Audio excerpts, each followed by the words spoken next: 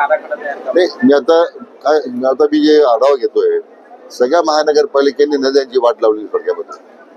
सगळं पद्धतीत पाण्यात सोडलं जात, फक्त दाखवता मी पाण्याचं ट्रीटमेंट करतो असं काही दिसत नाही. तर ते नदीकाठच्या खालच्या भागामध्ये अनेक गावच्या वॉटर सप्लाय स्कीम आहेत, त्या ठिकाणी सिंचनाच्या योजना आहेत.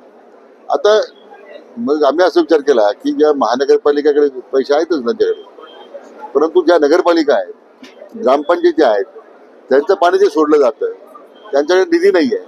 पण जलसंपदा खात्याकडून आम्ही टोटल सर्वे करतो आम्ही त्या दृष्टीने, आणि जर आम्हाला ते सगळं पाणी एकत्रित करून ग्रामपंचायतीचं नगरपालिकाचे काही साठे निर्माण करून ते मग त्याला ट्रीटमेंट करत त्याला एस्टिमेट प्लॅन बसून ते नदी पाणी आपल्याला आणता येईल. कारण अपेक्षा अशी की जो पाण्याचा वापर अर्बनायझेशन मध्ये होतो किंवा तुमच्या शहरांमध्ये होतो त्याचं 80% पाणी पुन्हा नदीमध्ये आलं पाहिजे सिंचनाकरता.